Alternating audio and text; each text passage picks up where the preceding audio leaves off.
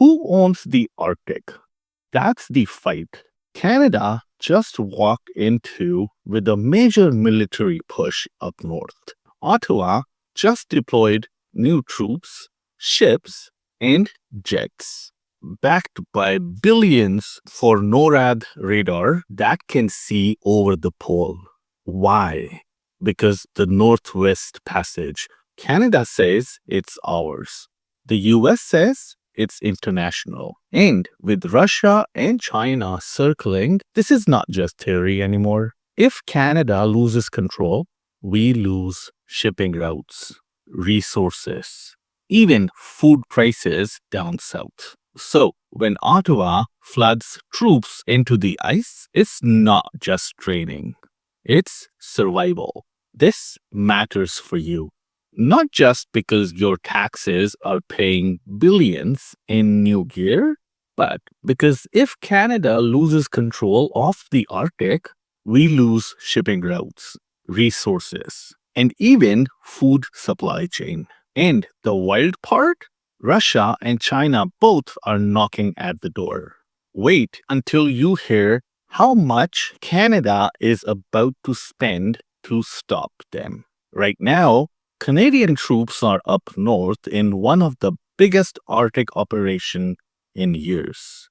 We are talking new patrols, search and rescue, live fire training, and joint drills with NATO allies. Ottawa is also pouring billions into a NORAD upgrade. Radar systems that can actually see incoming hypersonic missiles over the pole.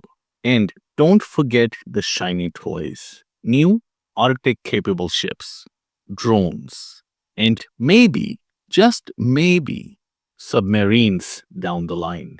About time. Because until recently, Canada treated Arctic like a family cabin. Nice to brag about, but barely maintained. But with ice melting and global powers circling, Ottawa finally woke up. The question is, did they wake up too late? Before we go any further, please like, subscribe, and share this video with your friends. Subscribing to my channel is not going to cost you anything, but it does help me big time. Thank you. Now back to our topic. Why now? Russia. Need I say more? Putin's Arctic fleet is massive. Nuclear icebreakers, bases, bombers. They are already there.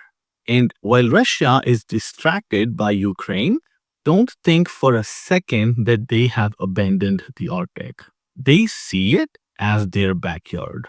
And they are willing to push the line. And China? Beijing declared itself a near Arctic state. That's like me calling myself a near NHL player because I live near a rink. But China is pouring money into the Arctic shipping routes, ports in Greenland, and even cozy deals with Russia. Translation? If Canada doesn't assert control, foreign tankers will be cruising through our waters and laughing at our sovereignty claim. And it's not just about military bragging rights.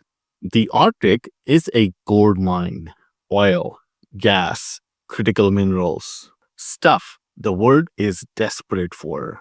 Plus, new shipping lanes could cut weeks of global trade routes. That's why everybody wants in.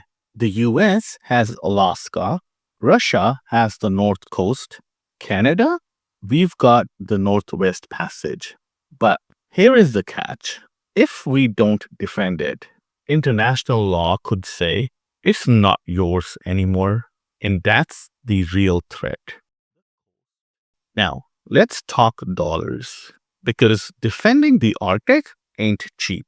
Ottawa's NORAD modernization, $15 billion. New fighter jets, $19 billion for F-35.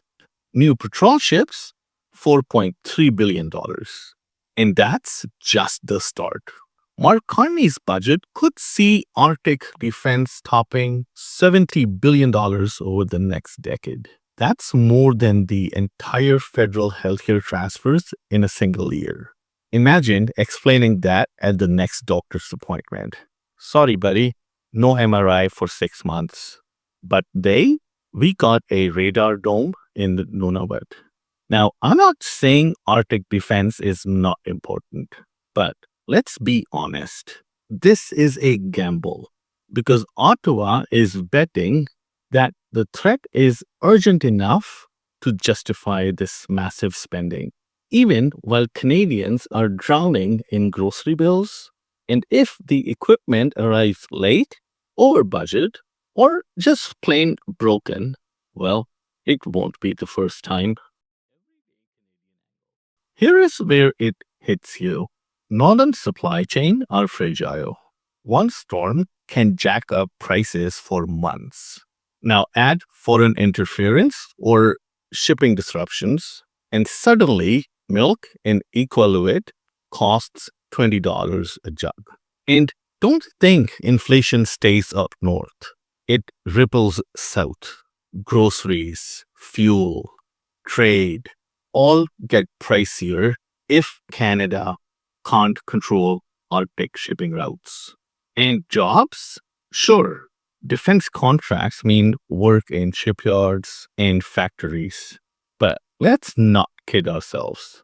$1 billion jet does not buy you a cheaper bag of groceries. It buys you one more piece of kit that may or may not even work in minus 40 degrees in the Arctic.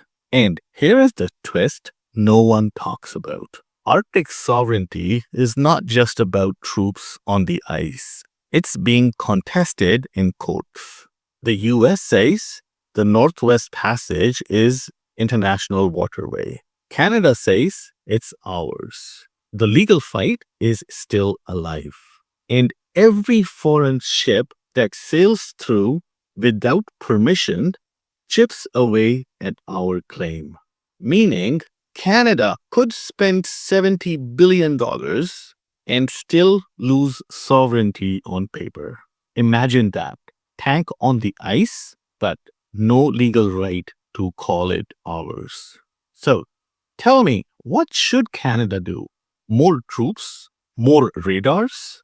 Or smarter deals with allies? Drop your cake below. Tell me if I am exaggerating the facts. And share your opinion on this topic. Because this fight is not ending soon.